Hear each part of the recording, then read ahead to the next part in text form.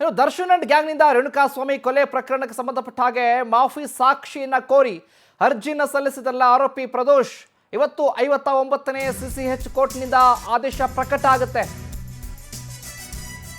ಮಾಫಿ ಸಾಕ್ಷಿ ಕೋರಿ ಅರ್ಜಿನ ಸಲ್ಲಿಸಿದಂತ ಆರೋಪಿ ಪ್ರದೋಷ್ ಆ ಅರ್ಜಿಯ ಆದೇಶ ಪ್ರಕಟ ಆಗುತ್ತೆ ಇವತ್ತು 59ನೇ ಸಿಸಿಎಚ್ ಕೋರ್ಟ್ನಲ್ಲಿ. A14 ಪ್ರದೋಷ್ ಮಾಫಿ ಸಾಕ್ಷಿಯನ್ನಾಗಿ ಪರಿಗಣಿಸೋದಕ್ಕೆ ಈಗ ಅರ್ಜಿ ಮಾಫಿ ಸಾಕ್ಷಿ ಕೋರಿ ಸಲ್ಲಿಸಿದ ಅರ್ಜಿ ಕುರಿತು ಇಂದು ಆದೇಶ ಹೊರಬೀಳುತ್ತೆ. ದರ್ಶನ್ ಅಂಡ್ ಗ್ಯಾಂಗ್ನಿಂದ ರೇಣುಕಾಸ್ವಾಮಿ ಕೊಲೆ ಕೇಸ್ಗೆ ಸಂಬಂಧಪಟ್ಟ ಹಾಗೆ ಮಾಫಿ ಸಾಕ್ಷಿ ಆಗ್ತೀನಿ ನಾನು ಅಂತ ಅರ್ಜಿಯನ್ನು ಹಾಕಿದ್ರು. ಈಗ ಅದರ ಆದೇಶ ಹೊರಬೀಳುತ್ತಿವತ್ತು. ಇದೇ ವಿಚಾರಕ್ಕೆ ಸಂಬಂಧಪಟ್ಟ ಹಾಗೆ ಹೆಚ್ಚಿನ ಅಪ್ಡೇಟ್ಸ್ ಅನ್ನ ಕೊಡ್ತಾರೆ ನಮ್ಮ ಪ್ರತಿನಿಧಿ ವೆಂಕಟೇಶ್ ಲೈವ್ ನಲ್ಲಿ ಜಾಯ್ನ್ ಆಗ್ತಿದ್ದಾರೆ. ವೆಂಕಟೇಶ್, ನೋಡ್ತಾ ಇದ್ದೀವಿ A14 ಆರೋಪಿ ಆಗಿರುವಂತ ಪ್ರದೋಷ್ ಮಾಫಿ ಸಾಕ್ಷಿ ಆಗೋದಕ್ಕೆ ಅರ್ಜಿಯನ್ನ ಹಾಕಿದ್ರು. ಆ ಆದೇಶ ಕೂಡ ಇವತ್ತು ಹೊರಬೀಳುತ್ತೆ. ಈ ವಿಚಾರವಾಗಿ ಅಪ್ಡೇಟ್ಸ್ ಕೊಡೋದಾದ್ರೆ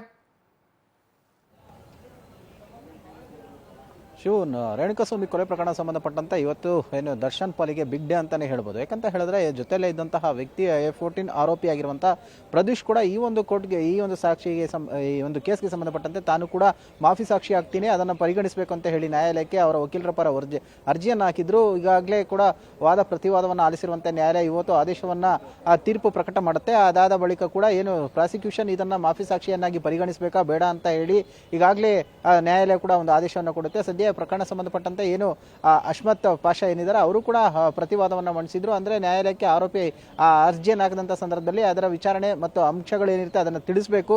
ಯಾರೇ ಅರ್ಜಿ ಹಾಕಿದ ತಕ್ಷಣ ಅದನ್ನ ನೇರವಾಗಿ ತೆಗೆದುಕೊಳ್ಳಬಾರದು. ಅಂದ್ರೆ ಪ್ರಾಸಿಕ್ಯೂಷನ್ಗೆ ಅನುಕೂಲವಾಗುವ ರೀತಿಯಲ್ಲಿ ಅದನ್ನ ಪರಿಗಣನೆಗೆ ತೆಗೆದುಕೊಳ್ಳಬಾರದು. ಬದಲಾಗಿ ಏನೋ ಒಂದು ಕೇಸ್ಗೆ ಸಂಬಂಧಪಟ್ಟಂತೆ ನ್ಯಾಯಯುತವಾಗಿ ಇರಬೇಕು ಅಂತ ಹೇಳಿ ಕೂಡ ಒಂದು ವಾದವನ್ನ ಮಂಡಿಸಿದ್ರು.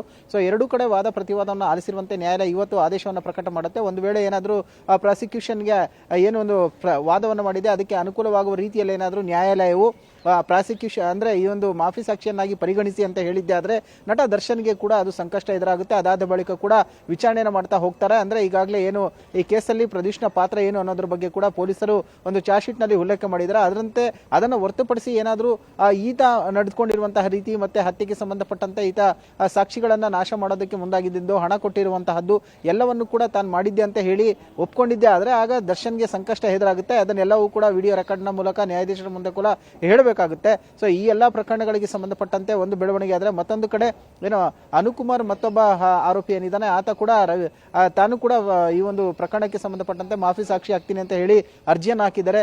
ಅದು ಕೂಡ ಪರಿಗಣನೆಗೆ ತೆಗೆದುಕೊಳ್ಳುವ ಸಾಧ್ಯತೆ ಇದೆ. ಒಟ್ಟಿನಲ್ಲಿ ನಟ ದರ್ಶನ್ಗೆ ಈಗ ಸಂಕಷ್ಟ ಅಂತೂ ಎದುರಾಗಿರುವಂತದ್ದು.